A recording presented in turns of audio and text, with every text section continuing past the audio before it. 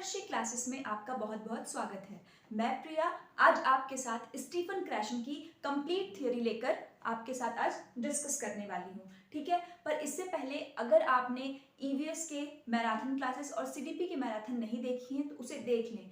और जैसा कि कुछ ईवीएस के कुछ जो बाहरी क्वेश्चंस आए थे जो थोड़े डिफिकल्ट थे, उनकी भी हमने एक पूरी सीरीज बनाई है, जैसे पेंटिंग्स के ऊपर, फोक आर्ट्स के ऊपर और साड़ीज के ऊपर। तो ये सारी चीज़ें भी अगर अभी तक आपने नहीं देखी हैं तो जा करके प्लेलिस्ट से हमारे चैनल के देख सकते हैं आप। ठीक है, तो आइए हम अपनी थियोरी को शुरू करते हैं। स्टीफन क्रैशन ऐसा टॉपिक है जो कि है तो वैसे इंग्लिश का, बट अभी आपको ये हिंदी में भी देखने को मिल रहा है और संस्कृत में भी।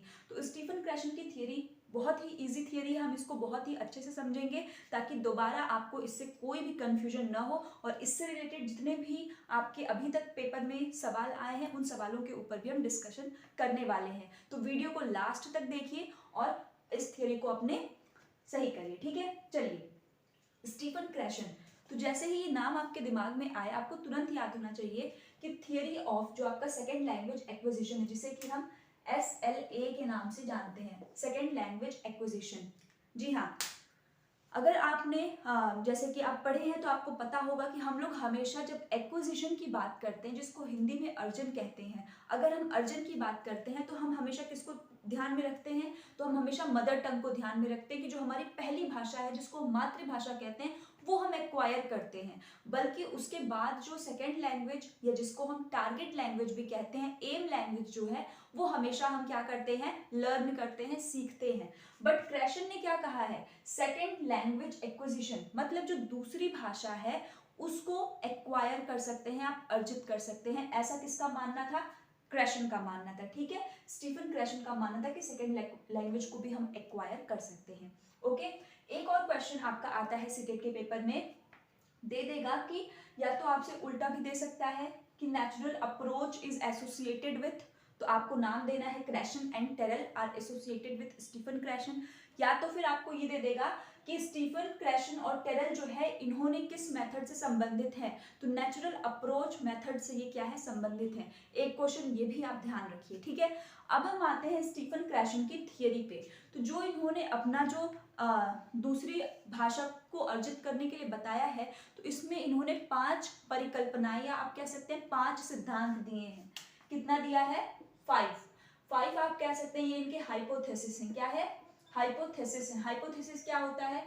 किसी भी प्रॉब्लम का जो टेंटेटिव सोल्यूशन होता है कि आप कोई चीज प्रॉब्लम है या इन्होंने माना कि सेकंड लैंग्वेज एक्वायर कर सकते हैं, तो अब ये उस सेकंड लैंग्वेज को एक्वायर करने के पीछे इनका कोई थियोरी होगा कि कैसे कर सकते हैं। तो वो जो कैसे जो इन्होंने सोचा है उसी को इन्होंने एक हाइपोथेसिस के रूप में दिया हुआ है। क्लियर? जिसको हम कहते हैं 5 hypothesis of second language acquisition. ठीक, अब पहले हम अब इनके पांचों हाइपोथेसिस को समझेंगे ध्यान से। ठीक है, पहला इनका है एक्विजिशन लर्निंग हाइपोथेसिस। ठीक, हिंदी में हम इसको कहेंगे अर्जन अधिगम परिकल्पना। ठीक, आपको मालूम है कि एक्विजिशन मतलब क्या होता है? एक्विजिशन का मतलब होता है अर्जन। एक्विजिशन जब भी कभी वर्ड आता है तो हमेशा हमारे दिमाग में होता है कि वो जो है क्या होगा आपका अनकॉन्शियस माइंड में, सबकॉन्शियस माइंड में। आपको कोई उतना प्रैक्टिस एफर्ट करने की जरूरत नहीं है, आप इन्वायरमेंट के साथ हैं तो आप सीख जाएंगे। वो क्या है आपका?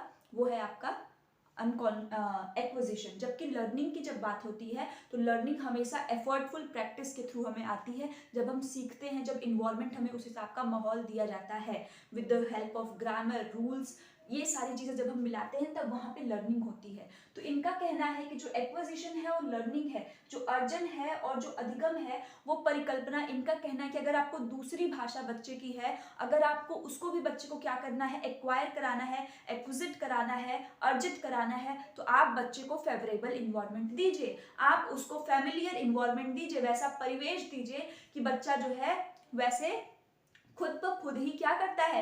दूसरी भाषा को भी अर्जित कर लेता है। समझ में आई बात? ठीक, सेकंड है आपका मॉनिटर हाइपोथेसिस। ठीक है, हिंदी में इसको, हिंदी पेडागोजी में कई बार मॉनिटर हाइपोथेसिस लिख के या मॉनिटर परिकल्पना लिख के आता है, तो इसका मतलब निगरानी। तो देखिए मॉनिटर का मतलब ये है, क्रैशन का मानना था कि 3 जो सबसे प्रमुख चीजें हैं जब आप जो है किसी भी लैंग्वेज को एक्वायर करते हो, वो भी कौन सी लैंग्वेज? सेकेंड लैंग्वेज को। ठीक है, तो 3 चीजों पे आपको फोकस करना है। समय के ऊपर, दूसरा कौन सी फॉर्म है उसके ऊपर, तीसरा कि आप जो चीज बोल रहे हैं उसके रूल्स के बारे में आपको पता हो। ठीक, अब यहाँ पे जो मॉनिटर हाइपोथेसिस है, निगरानी किस चीज की आपको करनी है कि जो भी आप बोले वो ओवर ना करें ना अंडर करें, मतलब ना हद से ज्यादा करें ना कम करें। आपको एक बैलेंस्ड फॉर्म में उस चीज को करना है और आपको बैलेंस के साथ साथ मतलब बिल्कुल न्यूट्रल रहते हुए कि आप उसका प्रयोग करें तो अच्छे से करें, जो भी लैंग्वेज आपका सेकेंड लैंग्वेज एक्विजिशन है जो आप बच्चे को सिखाना चाहते हैं। ठीक, मॉनिटर हाइपोथेसिस।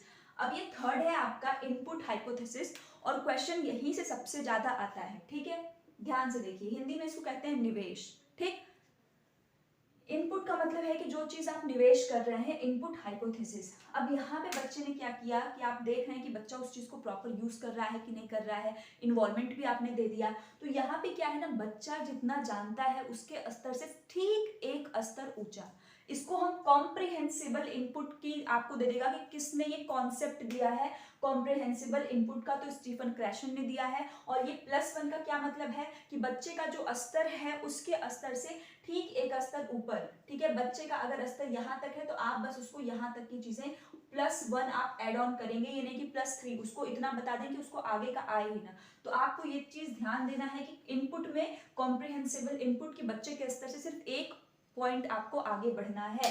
कई बार ये क्वेश्चन आया हुआ है। ठीक है, फोर्थ है इफेक्टिव फिल्टर हाइपोथेसिस।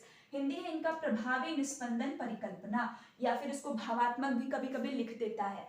ये आपके इमोशंस से रिलेटेड है। ये तो बहुत ज़रूरी बात है कि अगर बच्चे को बोलना है और अगर उसको एक्वायर करना है लैंग्वेज को, बहुत ज़्यादा ग्रामर के रूल पर नहीं फोकस करना है, बट फिर भी उसको पता होना चाहिए। अब ऐसा ना हो कि वो उल्टा बोले, तो उसके लिए बहुत ज़रूरी है कि उस लैंग्वेज के साथ उस बच्चे की कनेक्टिविटी हो, उसके इमोशंस उसके साथ जुड़े हों।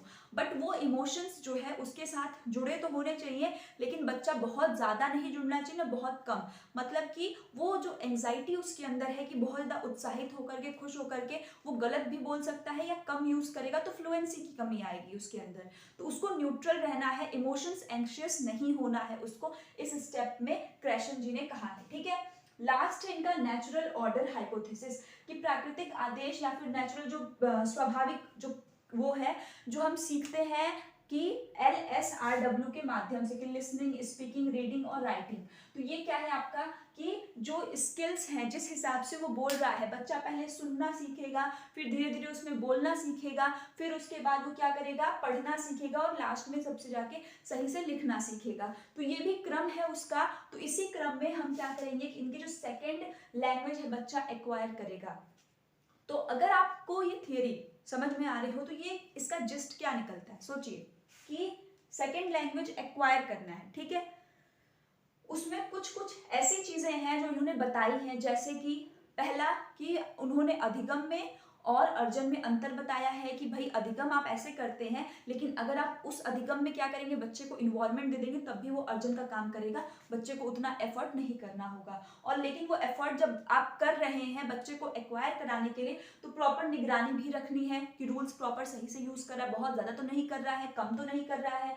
आपको जितना उसको पता है उससे ठीक एक ज्यादा दे देना है। ठीक, उसके बाद उसके इमोशन से वो कनेक्ट होना चाहिए, तभी वो उसका एक्विजिट कर पाएगा लैंग्वेज को, और वो एक स्वाभाविक क्रम में होना चाहिए। ठीक है, अब बात ये आती है कि पांचों ये थियरी है, एग्जाम में हो सकता है कि हम भूल जाएं, हो सकता है कि हमें याद ही ना हो।